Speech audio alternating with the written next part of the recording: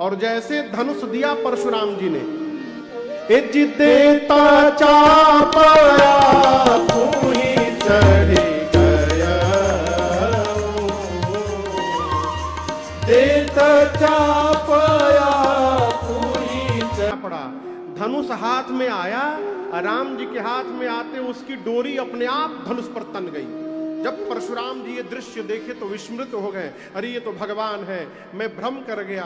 9 बार परशुराम जी ने राम जी की जय जयकार की है, 9 बार, 9 बार जय जयकार किया और उसके बाद क्षमा याचना किया। प्रभु अज्ञानतावश आप दोनों भाइयों को मैंने बहुत अनुचित कह दिया है नाथ, इसलिए मेरे अपराध को क्षमा करिएगा। क्षमहु क्षमा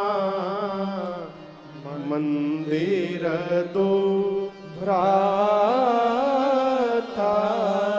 दोनों भैया मेरे अपराध को क्षमा करिएगा आप लोग। क्षमा याचना करके और श्री परशुराम जी वापस महेंद्र पर्वत पर तपस्या करने चले गए। उनके जाने के बाद सब लोग चैन की सांस लिए, अब सुकून आया। श्री विश्वामित्र जी ने जनक जी महाराज से कहा, महाराज विवाह तो धनुष के टूटने के साथ ही संपन्न हो गया था, टूटत ही धनु विवाह, परंतु अपनी वंश परंपरा का पालन करने के लिए मैं तो कह रहा हूं कि अपने घर में जो श्रेष्ठ जन आपके हैं उनको बिठाइए, श्रेष्ठ ब्राह्मणों को बिठाइए, अपने गुरु जी को बिठाइए और सबसे पूछ करके विचार करके जो निर्णय हो उसका कहना चाहिए। अपने घर के बड़ों से पूछिए, वो जैसी आज्ञा दे उसका पालन करिए। विश्वामित्र जी ने जनक जी ने मंत्रणा की और निर्णय हुआ कि दूतों को पत्र देकर भेजा जाए अयोध्या। दूत पत्र लेकर अयोध्या पहुंचे। कहां पहुंचे? ऐसे ही अयोध्या जाइएगा। कहां पहुंचे? और जोर से बोलिए। कोई अयोध्या गया है आप में से? कौन कौन अयोध्या हो आइए एक बार। अरे आपके चंद्रपुर की लकड़ी वहां पहुंच गई, आप क्यों पीछे हटे हैं?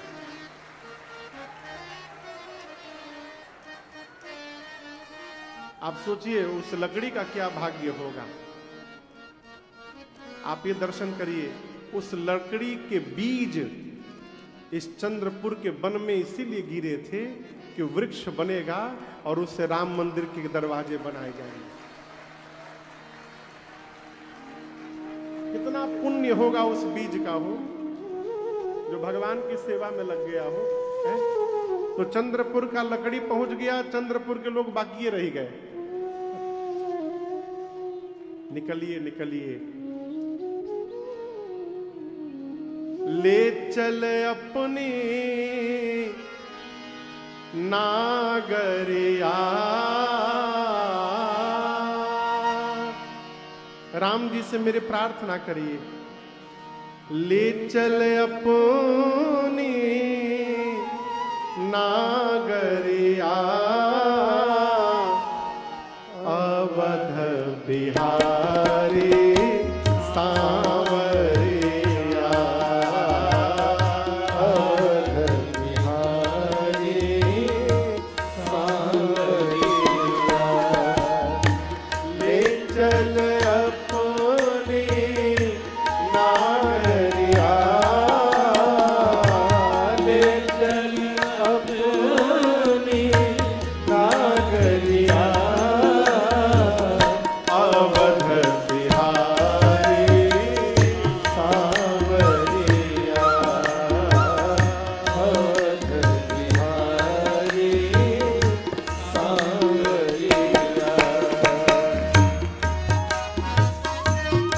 दरबार के द्वार पर पहुंचे। द्वार पर पहुंचकर दूतों ने भीतर सूचना भिजवाई कि हम मिथिला के दूत हैं और अपने महाराज श्री जनक जी के द्वारा श्री चक्रवर्ती जी महाराज के नाम का संदेशा लेकर आए हैं। आपको एक बात बताऊं, जब विश्वामित्र जी राम लक्ष्मण जी को बक्सर लेकर गए तो उसके बाद महाराज बहुत बेचैन रहने लगे। कई दिनों तक राम लक्ष्मण जब नहीं आए तो दूतों को भेजकर पता लगवाया, तो दूतों ने आकर कहा कि राम जी ने यज्ञ की रक्षा कर दी है। और उसके बाद विश्वामित्र जी राम लक्ष्मण जी को लेकर मिथिला गए हैं। राम लक्ष्मण जी मिथिला गए हैं ये तो पता है दशरथ जी को, किस लिए गए हैं ये नहीं पता। जैसे सुने कि मिथिला के दूत आए हैं, ये समझते विलंब नहीं लगा महाराज को कि दूत अवश्य मेरे बच्चों के बारे में कोई सूचना लेकर के आए होंगे। महाराज ने तुरंत दूतों को भीतर बुलाया। दूत गए, महाराज सिंहासन पर विराजमान है और दूतों ने जाकर करी प्रणाम तिन पाती, प्रणाम करके कहा हम आपके लिए पत्र लेकर आए हैं महाराज। और यहां दर्शन करिए, सभा के लोगों को भी पढ़कर सुनाया। तब तक भरत जी आ गए, कहे तात कहां ते पाती आई, कहां से पत्र आया है पिताजी। महाराज ने भरत जी को पढ़ के सुनाया, देखो आपके भैया ने क्या क्या काम किया है। देखिए, माता पिता को बच्चे के नाम से भी अधिक उनकी कुशलता की चिंता होती है। महाराज दूतों को अपने बगल में बिठाकर पूछते हैं, भैया कहु कुशल तो, भैया कहु कुशल तो। महाराज दूतों से कह रहे, भैया क्या मेरे दोनों बच्चे कुशल हैं? क्या तुम नीके, नीके मतलब नीके नीचे नहीं, नीके, नीके मतलब ठीक से, नीके मतलब क्या तुम नीके निज नयन निहार, क्या आप लोग ठीक से अपनी आंख से देखे हैं ना? मेरे दोनों बच्चे कुशल हैं ना? मैं उनके बारे में बताता हूं आप लोग को। विश्वामित्र के साथ गए होंगे, दो भाई होंगे, एक सांवले होंगे, गोरे होंगे, बहुत कम उम्र है अभी, हाथ में धनुष बाण लिए होंगे, दोनों कुशल हैं ना? दूत बोले, महाराज आप अपने बच्चों की कुशलता मत पूछिए, आपके बच्चे मिथिला में गए तो पूरी मिथिला का कुशल कर दिए हैं, आपके बच्चों से मिथिला का कुशल हो गया, उनकी कुशलता मत पूछिए। महाराज बोले, अच्छा ये बताओ मेरे बच्चों को जनक जी महाराज कैसे पहचाने? कहु विदेह कवन विधि जाने। दूत बोले, महाराज आप जनक जी के बारे में पूछ रहे कि जनक जी पर कैसे पहचाने? आप प्रश्न करिए, आज जगत में आपके बच्चों को कौन नहीं पहचान रहा है? सूर्य का परिचय सूर्य स्वयं नहीं देता, सूर्य का परिचय भागते हुआ अंधकार देता है। भागो सूर्य आ गया। आज आपके राम के प्रकाश के सन्मुख सूर्य का प्रकाश धूमिल पड़ गया है। आज आपके राम को कौन नहीं जानता महाराज? जिस कार्य को धरती का कोई राजा नहीं कर पाया, उस कार्य को आपके राम ने करके दिखा दिया है। आज त्रैलोक्य में राम की जय जयकार हो रही है। महाराज इतने गदगद हुए न हो, गले से हीरो का हार निकालकर दूतों पर न्यौछावरी लुटा दिए महाराज। हीरे की माला निकाले गले से दूतों पर लुटा दिए महाराज प्रसन्न होकर। लेकिन मिथिला के दूत हैं, हार को उठाया, सिर पर लगाकर प्रणाम किया और ले जाकर दशरथ जी के चरण में रख दिया। महाराज बोले, क्या हुआ, नहीं लेंगे? और चाहिए क्या? दूत बोले, महाराज हम मिथिला से आए हैं, हमारे मिथिला में बेटी के घर का पानी पीना भी पाप माना गया है। हम कुछ लेने नहीं आए हैं आपसे, हम कुछ लेने नहीं आए। कहीं अनीति ते मुंह दही काना, कहते हैं महाराज हम आपसे ले लेंगे तो यह अधर्म हो जाएगा, अनीति हो जाएगा। अरे राम राम राम राम राम, हम लेने नहीं आए हैं आपसे कुछ, ऐसे न करिए महाराज। दशरथ जी बोले बेटी तो जनक जी की है, आप तो उनके सेवक हैं। दूतों ने कहा सत्य कहा महाराज आपने, लेकिन जो आपको नहीं पता है, हमारी किशोरी जी ने, हम भले सेवक हैं तो क्या हुआ, आज तक हम लोगों को नाम लेकर के नहीं पुकारा है। हमारी सीता जी ने हम लोगों को काका कह के पुकारा है, और यदि वो काका कहती हैं तो इस नाते तो हमारी बेटी हो गई ना। हम आपसे कुछ लेने नहीं आए हैं महाराज। अयोध्या की पूरी सभा जनक जी महाराज की जय जयकार करने लगी। क्यों? जिस महाराज के सेवक के इतने श्रेष्ठ विचार हैं, उस महाराज का विचार कितना श्रेष्ठ होगा। जय जयकार होने लगी। श्री दशरथ जी महाराज पत्र लेकर तुरंत पहुंचे सुनाने के लिए। कहां गए?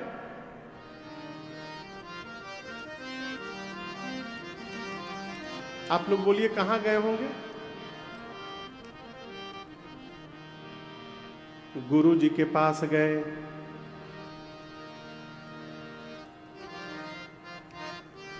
आज का आदमी वहीं जाएगा।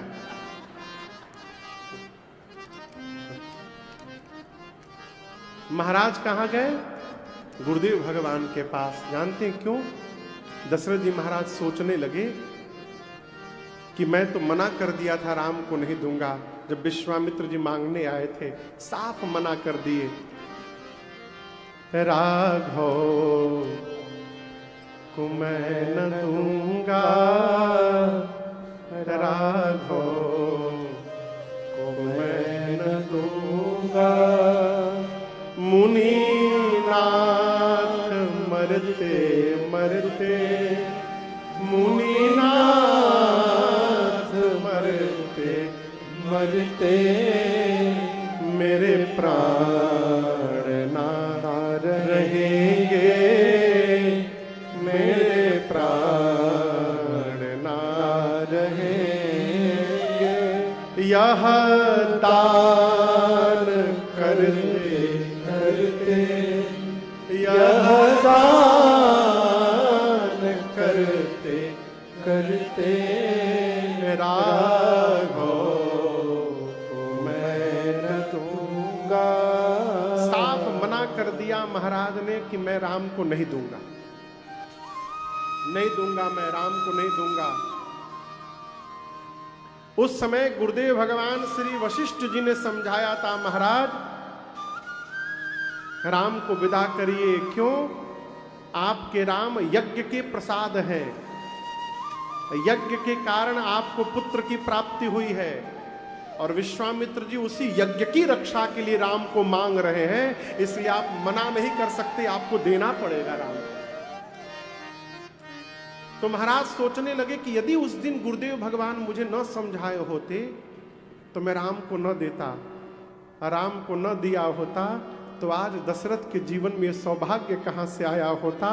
तो जिनके कारण ये सौभाग्य मिला है उनको चलकर पहले बताओ। महाराज सीधे पहुंचे गुरु आश्रम में, गुरुदेव भगवान के पास, और जाकर दूतों को बुलाकर महाराज ने पूरा पत्र सुनवाया। पत्र सुनकर चक्रवर्ती जी महाराज से गुरुदेव भगवान श्री वशिष्ठ जी बहुत प्रसन्न हुए। कहे महाराज ये जो कुछ भी हुआ है इसमें आपको आश्चर्य हो रहा होगा, परंतु मुझे कोई आश्चर्य नहीं लग रहा है, मुझे पता था ये होने वाला है। बोले कैसे पता था आपको कि होने वाला है? गुरुदेव भगवान ने कहा देखिए, आप लोग नदी देखें, नदी, चंद्रपुर में कोई नदी है? वो नदी कहां जाके मिलती है?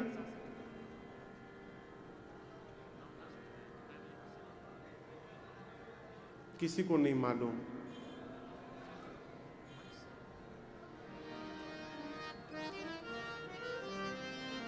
चंद्रपुर में नदी है, वो नदी किस नदी में मिलती है आप लोग को नहीं मालूम? महानदी में, गोदावरी नदी में। अच्छा गोदावरी में,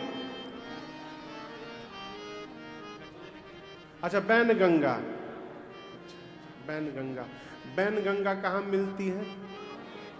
गोदावरी में। गोदावरी जी कहाँ मिलती हैं? हाँ,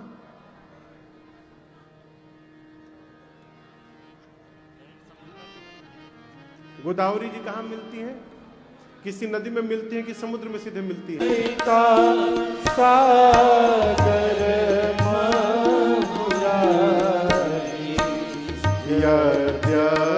पिता ही कामना नाही,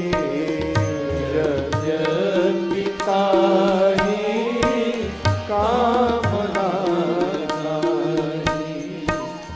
तिमि सुख संपत्ति बिनहि बुलाए, तिमि सुख संपत्ति बिनहि बुलाए, तिमि सुख संपत्ति बिनहि बुलाए, तिमि सुख संपत्ति बिनहि बुलाए।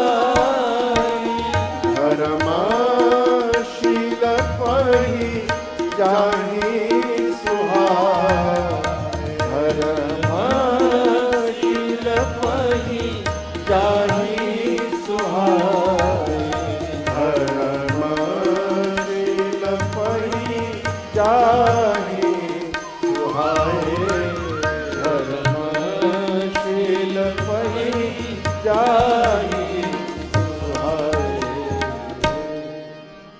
महाराज ने कहा, गुरुदेव ने कहा, महाराज धर्मशील व्यक्ति के जीवन में सुख संपत्ति अपने आप चली आती है। और आप जैसा धर्मशील कौन होगा? आपने गुरु की सेवा की, आपने ब्राह्मणों की सेवा की, आपने गौ की सेवा की, आपने देवताओं की सेवा की महाराज। और आप जैसे हैं वैसी आपकी महारानी कौशल्या जी हैं। हम आपके विषय में क्या क्या बताएं और कितना बताएं महाराज। राम जिनके घर में पुत्र बन करके अवतार ले लिए हो, उस पिता के धर्म के बारे में मैं क्या बताऊं, बखान करूंगा। राजन राम सरिस सुत जाके, तुमते अधिक पुण्य बढ़का के। गुरुदेव भगवान ने तुरंत उसी समय बारात के निकलने का मुहूर्त बता दिया कि अमुक तिथि को इतने बजे बारात निकलेगी अयोध्या से। विवाह का मुहूर्त नहीं निकला है, किसका मुहूर्त निकला है? बारात निकासी का मुहूर्त निकला। अब महाराज ने निवास में जाकर माताओं को बताएं। माताएं गदगद हो गई। कितनी माताएं हैं? 3। कौशल्या मैया ब्राह्मणों को बुलाकर दान देने लगी। कैकेयी मैया बारात के सामग्री की तैयारी करने लगी। और सबसे छोटी मैया सुमित्रा मैया द्वार पर चौक पुरने लगी। बारात सज के तैयार भई हो। दिव्य रथ पर गुरुदेव भगवान वशिष्ठ जी को बिठाया है दशरथ जी ने। बगल के रथ पर स्वयं बैठे हैं। ऐसा लग रहा है कि देवगुरु बृहस्पति और देवराज इंद्र एक साथ धरती पर उतर गए हो, इतना दिव्य स्वरूप लग रहा है। अयोध्यावासी एक एक बारातियों के पास 10-10 सूटकेस कपड़ा है। जानते हैं क्यों? कब रिटर्न आना है किसी को नहीं मालूम, कितने दिन वहां रुकना पड़ जाएगा किसी को नहीं पता। जितने शुभ शगुन हैं बारात निकासी के मार्ग में आके खड़े हो गए हैं। शुभ शगुन समझते हैं? जैसे आप कोई काम करने के लिए घर से निकलिए और गौ मैया बछड़े को दूध पिलाती दिखाई पड़ जाए, ये शुभ शगुन है, आपका मंगल हो गया। आप घर से बाहर निकलिए और मछली का दर्शन हो गया, मछली शुभ शगुन हो गया। हाँ, जानबूझ के मछली मार के ना टांग दिया जाए दरवाजे पर।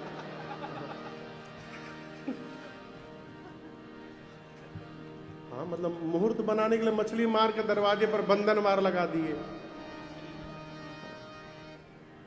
जीवित मछली दिखाई पड़ गई, अब जिंदा मछली ये शुभ शगुन है। आप घर से बाहर निकलिए, ब्राह्मण देवता हाथ में पुस्तक लेकर दिखाई पड़ गए, ये शुभ शगुन है। ये जितने शुभ शगुन हैं सब बारात के रास्ते में आके कतारबद्ध होके खड़े हो गए। मंगल बनाने के लिए नहीं, अपने को धन्य करने के लिए कि हम भविष्य में कहेंगे कि राम जी की बारात निकली थी तो हम ही सगुन बन के वहां पर खड़े हुए थे, ये कहने के लिए खड़े हो गए। बारात सज के तैयार हो गई हो, वाद्य बजने लगे, नगाड़े बजने लगे, महात्मा लोग जय जयकार करने लगे। कौन कौन बाराती है आप लोगों में से?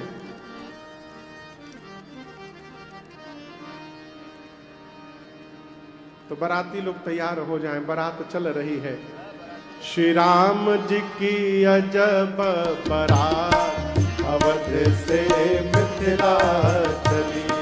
श्री राम जी की अजब बारात अवध से मिथिला चली। श्री राम जी की अजब बारात अवध से मिथिला चली। श्री राम जी की अजब बारात अवध से मिथिला चली। मिथिला चली हो, मिथिला चली है, मिथिला। श्री राम जी की अजब बारात अवध से मिथिला चली। गोस्वामी जी कहते हैं, हाथी घोड़ा और पालकी, हाथी घोड़ा और पालकी, इन पर चढ़ी चढ़ी अवध इतरात अवध से मिथिला चली। बारात में जो बाराती लोग हैं उनका रूप कैसा है? हाथ में माला, अभाल पे चंदन, अगल बगल गांव नगर के लोग निकल करके देख रहे हैं, आपस में चर्चा करते हैं, अरे क्या बात है, यह बारात सब भांति मनोहर, यह बारात सब भांति मनोहर। लेकिन एक कमी है। क्या कमी है? नहीं दुल्हा है साथ अवध से मिथिला चली। दुनिया की इकलौती बारात जिसमें दूल्हा गायब है। दूल्हा पहले से बैठा है ससुराल में जाकर है? इतने बाराती किंतु किसी को, इतने बाराती किंतु किसी को नहीं विवाह तिथि ज्ञात अवध से मिथिला चली। सब जा रहे हैं परंतु किसी को नहीं पता कि किस दिन विवाह होने वाला है, किसी को नहीं मालूम, सब जा रहे हैं। अयोध्या से निकलकर मिथिला पहुंचने में बारात को 4 दिन का समय लगा। कितने दिन? झांझी 4 दिन। रात को पहले दिन जहां बाराती रुके थे सरकार, तो बाराती लोग भोजन कर रहे हैं। आपस में बाराती भोजन करते हुए चर्चा करते हैं, का हो सुने हैं कि मिथिला में बहुत आइटम मिलेंगे, मिथिला में बहुत आइटम मिलेंगे। हाँ, 40-50 प्रकार का तो खाली तरुआ मिलेगा। यहाँ मिथिला का कौन कौन है? मिथिला में कभी भोजन करने का अवसर मिले ना, 20% पेट भरा हो तभी कहिए भर गया, तब पेट भर पूरा खाइएगा।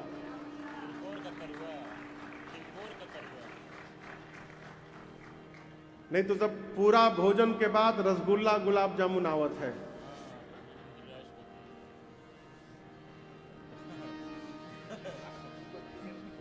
हम बताएंगे नहीं किसी को। हम लोग दुबई में राम कथा गाने गए पिछले साल, तो वहाँ मिथिला का एक समाज है, सीताराम विवाह के दिन वही लोग यजमान रहते हैं। तो विवाह के बाद अगले दिन उनके घर में भोजन रहता है। तो कई परिवार है, तो किसी साल उनके घर में रहता है, अगले साल उनके घर में रहता है। तो इस साल, पिछले साल जिनके घर में गए हम लोग, तो पूरा अच्छा केले के पत्ते पे भोजन होता है वहाँ। और वहाँ भी तिलकौर का तरुआ मिलत है, दुबई में भी। तो भोजन में 40-50 आइटम था, बस इतने, तो ज़्यादा नहीं था, कुछ 40-50 आइटम था। पूरा भोजन करने के बाद रसगुल्ला आया, तो अब जगह ही नहीं है। तो वहाँ एक बूढ़े बाबूजी थे, बोले महाराज हमारे प्रश्न का उत्तर दीजिए। बस खचाखच भरा हो, बस पूरा भरा हो, और यदि प्रधानमंत्री आ जाए तो क्या बस में जाने का जगह नहीं मिलेगा? आप लोग बोलिए। बोले महाराज रसगुल्ला प्रधानमंत्री है। चलिए भाई खा लिए। तब गुलाब जामुन आया। बोले बाबूजी अब जगह नहीं है। बोले अच्छा बताइए महाराज, बस में प्रधानमंत्री बैठ जाएं, राष्ट्रपति आ गए तो? गुलाब जामुन राष्ट्रपति है।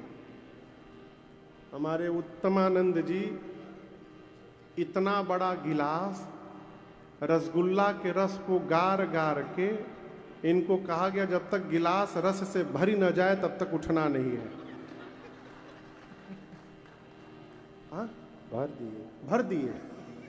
बाद में इनको हाथ लगा के उठा के गाड़ी पर बिठाना पड़ा। ऐसा स्वागत मिथिला में। अयोध्यावासी रात को भोजन करते हैं। मिथिला में बहुत आइटम मिलेंगे, यहाँ मरी गए सतुआ खार, अवध से मिथिला चली, श्री राम जी की अजब बारात,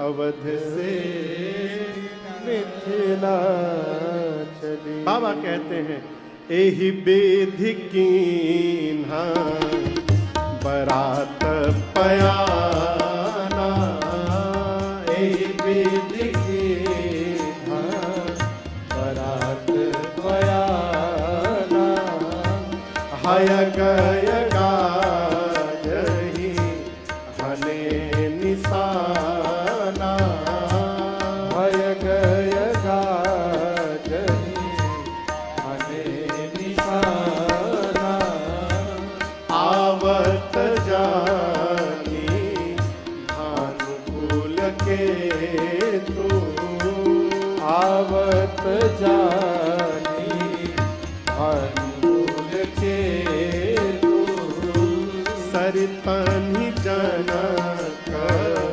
बधाए से तू, सरितन जनक बधाए से तू, बीच बीच परबास बनाए, बीच बीच परबास बनाए, सुरपुर सरिस संपदा छाए, सुरपुर सरिस संपदा छाए, सुरपुर सरिस संपदा छाए, सुरपुर सरिस संपदा छाए।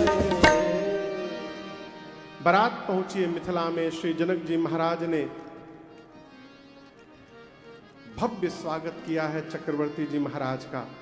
गोस्वामी जी कहते हैं हरसि परस पर मिलन हित, कछुक चले बग मेल, जनु आनंद समुद्र दुई मिलत बिहाई सूदे। जिस समय श्री जनक जी और चक्रवर्ती दशरथ जी महाराज गले लगे, ऐसा लग रहा था कि दो समुद्र एक दूसरे का आलिंगन कर रहे हैं, दो समुद्र मिल रहे हैं। भव्य स्वागत किया श्री जनक जी महाराज ने और जनवासे में बारात को स्थान प्रदान किया। जनवासा समझते हैं ना, जहां बारात को रखा जाता है उस स्थान को जनवासा कहते हैं। श्री राम लक्ष्मण जी को पता चला कि पिताश्री बारात लेकर के आ गए, विश्वामित्र जी के साथ दौड़ कर गए जनवासे में। दशरथ जी महाराज ने देखा, भूप बिलो के जब ही मुनि आवत सुतन समय,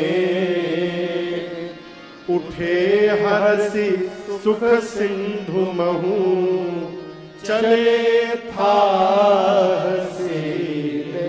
श्री विश्वामित्र जी राम लक्ष्मण जी को लेकर जैसे जनवासे में प्रवेश किए, श्री दशरथ जी महाराज ने जैसे विश्वामित्र जी दिखा जाकर उनके चरणों में दंडवत कर गए। मुनि दंडवत महिषा, मुनि दंडवत महिषा, बार बार पद रज धरि सीसा। और 12 घंटे की रात बनाई है, यही है ना। हे ब्रह्मा जी, आज से 24 घंटे का दिन बनाइए और 24 घंटे की रात्रि बना दीजिए। दिन रात की टाइमिंग अवधि बढ़ा दीजिए। क्यों? ये जो आनंद का समय चल रहा है ना, ये शीघ्र जीवन से न निकल के चला जाए, इसलिए आप दिन रात की अवधि बढ़ा दीजिए।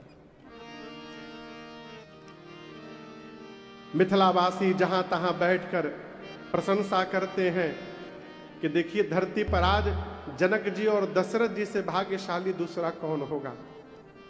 जनक सुकृत मूरति बैदेहि, दशरथ सुकृत राम भले दे। जनक जी के पुण्य से सीता जी वहां अवतार ली, तो दशरथ जी के पुण्य से उनके घर राम जी ने अवतार लिया है।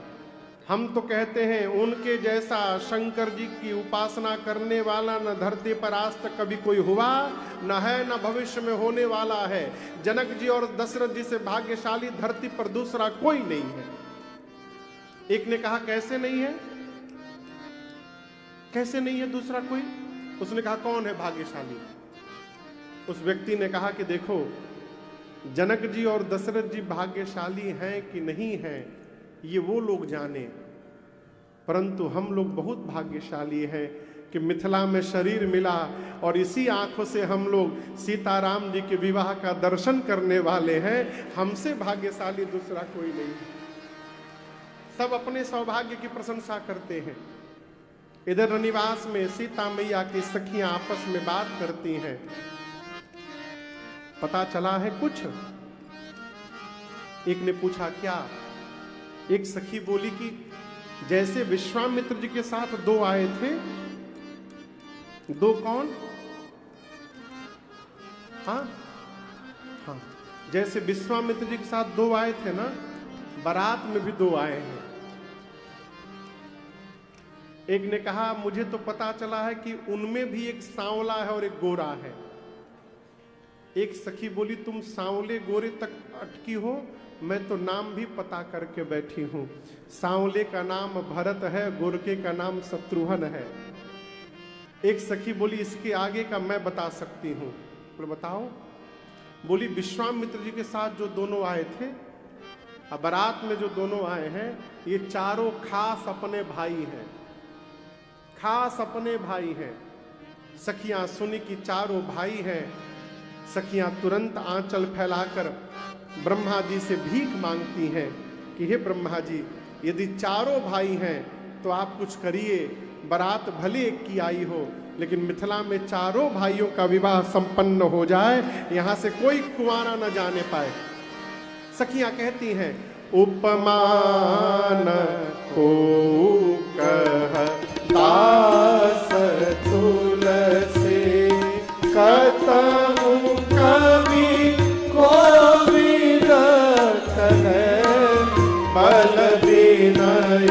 विद्या शील शोभा सिंधु चिन्ह से लीन है पूरनारी सकल पसारे अंचल विधि वचन सुनावनी प्यारी रघुचारी भाई देहि पूर हम सुमंगल गावनी प्यारी रघुचारी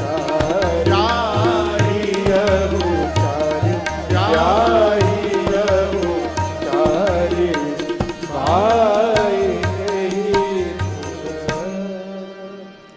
हम सुमंगल गावनी। सखियां आंचल फैलाकर ब्रह्मा जी से भिक्षा मांगती हैं, ब्रह्मा जी चारों भाइयों का विवाह मिथिला में संपन्न हो जाए। मुहूर्त निकाला गया। काहे का मुहूर्त? विवाह का। और आपको बताऊं, 2 जगह मुहूर्त निकला। कहां कहां? एक जहां बारात रुकी है जनवासे में ब्रह्मा जी मुहूर्त निकाले, और जनक जी महाराज के महल में उनके ज्योतिषियों ने मुहूर्त निकाला। और आपको सुनकर आश्चर्य लगेगा, दोनों जगह एक ही मुहूर्त निकला। राम जी का विवाह किस दिन हुआ था पता है? नहीं पता है ना? आप कहिए हम तो थे ही नहीं, हमको कैसे पता चलेगा। एक जगह मैं कथा गा रहा था तो प्रसंग आया, लक्ष्मण जी ने सूर्पनखा का नाक कान काट दिया। एक श्रोता ने प्रश्न किया मेरे से, महाराज तलवार से काटा कि बाण से कि चाकू से? श्रोता भी तो अद्भुत साहब। फिर मैंने कहा जब काटे थे तो हम वहां नहीं थे, कैसे बताएं कैसे काटती है। राम जी का विवाह किस दिन हुआ आप लोगों को नहीं मालूम? विवाह पंचमी कब आता है? अगहन महीना में शुक्ल पक्ष में पंचमी तिथि को कहते हैं विवाह पंचमी, जिस दिन राम जी का विवाह हुआ था। दोनों स्थान पर मुहूर्त में निकला। मार्ग शीर्ष मास अगहन मास शुक्ल पक्ष पंचमी तिथि, दिन था मंगलवार का। नारद जी जनवासे में लाकर मुहूर्त बताएं, ज्योतिषियों द्वारा निकाला गया मुहूर्त। जनवासे में लोगों ने कहा ब्रह्मा जी ने भी यही मुहूर्त निकाला है। जय जयकार हुई मुहूर्त की। विवाह का दिन आया, गोधूली बेला। गोधूली बेला में बारात जनवासे से सजकर द्वार पूजन हेतु चली। भगवान दूल्हा स्वरूप में अश्व पर आरूढ़ है, दिव्य अश्व पर। आपको बताऊं, लेकिन जैसे बारात चली ब्रह्मा जी की मति चकरा गई। ब्रह्मा जी ऐसे ऐसे देख रहे थे। शंकर जी पूछे क्या हुआ, आपको क्या हो गया? शंकर जी से ब्रह्मा जी बोले कि कोई दूसरे और ब्रह्मा आ गए हैं कहा। शंकर जी बोले क्यों? ब्रह्मा जी बोले आज जो सृष्टि दिखाई दे रही है, मैंने इतनी सुंदर सृष्टि का निर्माण नहीं किया था, ये कौन बना के चला गया है इतना सुंदर? शंकर जी बोले किसके विवाह में आप आए हैं आपको कुछ पता है? हम और आप जगत के माता पिता के विवाह में आए हैं। यहाँ जो कुछ भी दिखाई दे रहा है ये सब श्री सीताराम जी की रचना है। यहाँ हमारी आपकी करनी दिखाई देने वाली नहीं है। माता पिता के विवाह के एल्बम में बच्चों की फोटो नहीं आती है, इसलिए अपनी करनी न ढूंढिए, आनंद मनाइए ब्रह्मा जी। अच्छा आप बताइए, शंकर जी के कितने कुल नेत्र हैं? कितना मुख है शंकर जी के पास, ये बताइए। 5 मुख है। कितना? 5। शंकर जी के कितने मुख हैं? 5। एक मुख में कितने नेत्र हैं? 3। कुल कितने हो गए? 15। शंकर भगवान 15 नेत्रों को खोल करके राम जी का दर्शन कर रहे हैं। शंकर जी के पुत्र है कार्तिकेय, उनके कितने मुख हैं? 6। और एक मुख में 2 नेत्र, कुल कितने हो गए? 12। कार्तिकेय भगवान 12 नेत्र से देख रहे हैं। ब्रह्मा जी के कितने मुख हैं? 4, तो कुल कितने आंख हैं? 8। ब्रह्मा जी देख तो रहे हैं, लेकिन बीच में मुड़ के शंकर जी और कार्तिकेय जी को भी देखते हैं। तो बताओ, शंकर जी 15 नेत्र से, इनके लड़िका 12 नेत्र से, हम ब्रह्माओं के 8 ही नेत्र से देख पा रहे हैं। देख रहे हैं लेकिन मन में थोड़े उदास हैं। आज पूरा देव समाज इंद्र की जय जयकार कर रहा है, क्योंकि इंद्र अपने हजार हजार नेत्रों से भगवान के इस दुलह रूप का दर्शन कर रहे हैं और सब उनकी जय जयकार करने लगे। भगवान द्वार पूजन के बाद भीतर गए आंगन में, जनवासे में नहीं गए। नियम है कि द्वार पूजन के बाद दूल्हा जनवासे में जाता है, लेकिन राम जी आंगन में चले गए। क्यों? दूल्हा जब घर से निकलता है तो कई व्यवहार होते हैं, हल्दी लगाया जाता है, चुमावन होता है, परिछन होता है। ये सब कार्यक्रम राम जी का नहीं हुआ था, तो ये सब कार्यक्रम राम जी का मिथिला में हुआ। कहो, सखियां भगवान को लेकर जा रही हैं और कहती हैं, तनी आई रघुनाथ जी हमारे ओरिया, तनी आई रघुनाथ जी ए हमारी ओरिया जी, हमारी ओरिया ए हमारी ओरिया जी, हमारी ओरिया तनिका आई रघुनाथ जी हमारी ओरिया, तनिका आई रघुनाथ जी। मिथिला में आई रौआ उधमा मचवानी, मिथिला में आई रउआ उधमा मचानी, मनवा चोरवनी सबके बर जोरिया,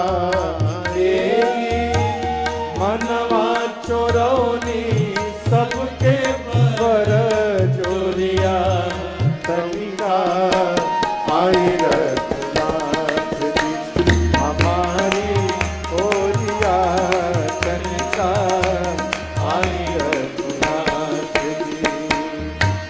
मोहनी के पंद फेंकी सबका के बन्हानी, मोहनी के फंद फेंकी सबका के बन्हनी, रौओ बन्हाइब इहवा प्रेमा डोरिया,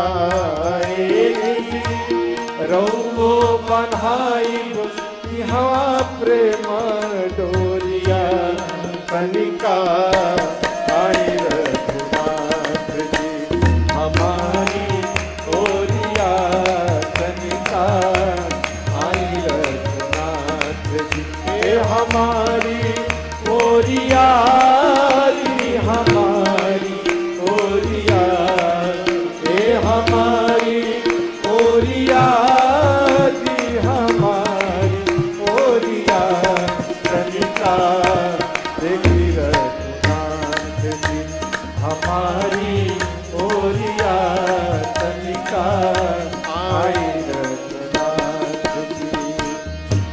नारायण ई है विधि से मनावे,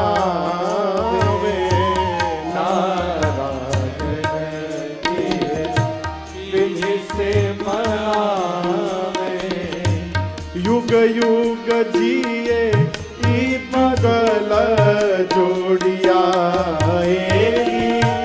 युग युग जिए ई जुगल जोड़िया, तनिका आई रघुनाथ। ये देखने के लिए कि मेरे वंश का कोई नियम छूट न जाए विवाह में, इसका ध्यान रखने के लिए अग्नि कुंड में साक्षात भगवान श्री अग्नि नारायण प्रकट होकर बैठे हैं आहुति को स्वीकार करने के लिए।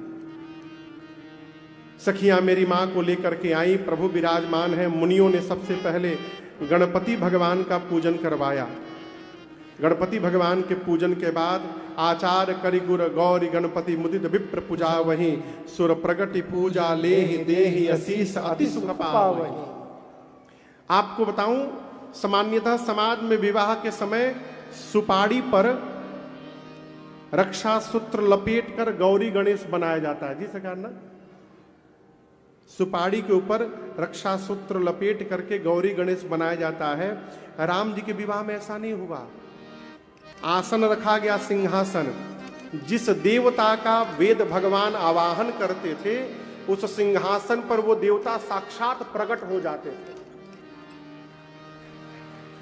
सुर प्रगति पूजा लेहि देहि असीस अति सुख पावहि। जिस देवता का आवाहन होता है, वो देवता साक्षात मंडप में प्रकट हो जाते हैं। पूजन हुआ, इसके बाद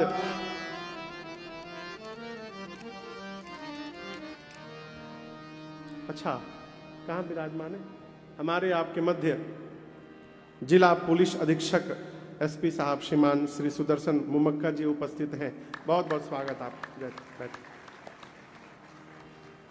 पूजन के बाद सोने की थाल में जल लेकर, जैसे शंकर भगवान के विवाह में हिमांचल महाराज और मैना मैया ने शिव जी के प्राण को, पांव को पखारा था, उसी प्रकार जनक जी महाराज और सुनैना जी जल लेकर सोने की थाल में राम जी के पांव को पखारने लगे। बाबा कहते हैं, लागे पखारन पाय पंकज प्रेम तन कुल कावनी नभ नगर गान निशान जय धुनि उमगी जनु चौदिसी चली जे पद सरोज मनोज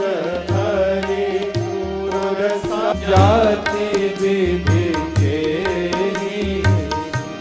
अरुण पराग जलज भरनी के शशि भूषण हरिलोभ अमी के अरुण पराग जलज भरनी के शशि भूषण अहिलोभ अमी के बहुरी वशिष्ठ दीन शासन वरु दुलही में बैठे एक आसन बहुरी वशिष्ठ दीन शासन वरु दुलही में बैठे एक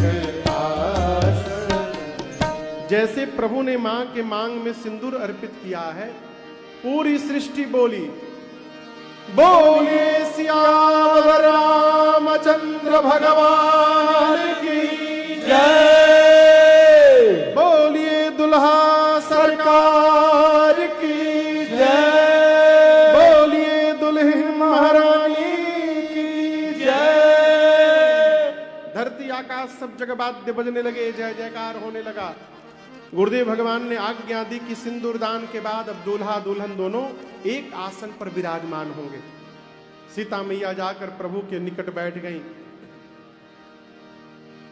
गुरुदेव भगवान जनक जी के पास जाकर बोले, महाराज आपके घर में और बेटी है का? जनक जी बोले, गुरु जी 3 बेटी बच गई है अभी। गुरु जी बोले, आपके घर में 3 बेटी हैं, हमारे घर में 3 गो बेटा बचे हैं, बुलाओ सबको। यही मंडप में सबका विवाह होगा आज। और राम जी के विवाह के बाद उसी मंडप में जनक जी के भाई कुशध्वज जी की बड़ी बेटी मांडवी मैया का विवाह भरत भैया के साथ हुआ। सीता मैया की छोटी बहन उर्मिला मैया का विवाह लक्ष्मण भैया के साथ हुआ। और मांडवी मैया की छोटी बहन श्रुत कीर्ति मैया का विवाह शत्रुघ्न भैया के साथ हुआ। एक विवाह के लिए मंडप बनाया गया था। कितने विवाह के लिए? जोर से बोलिए। और कितने विवाह हो गए? अब सोचिए वो पिता कितना सौभाग्यशाली होगा, एक बेटी की तैयारी करे, 4-4 बेटियों का विवाह संपन्न हो जाए उसी मंडप में। चारों दुल्हा दुल्हन महारानी खड़े हैं, सखियां देखी मिथिला की नाचने लगी। आज मिथिला नगरिया निहाल सखिया, आज मिथिला नगरिया निहाल सखिया, अरे रे निहाल सखिया, अरे रे निहाल सखिया। चारों दुल्हा में बढ़ के कमाल सखिया, चारों दुल्हा में बढ़ के कमाल सखिया।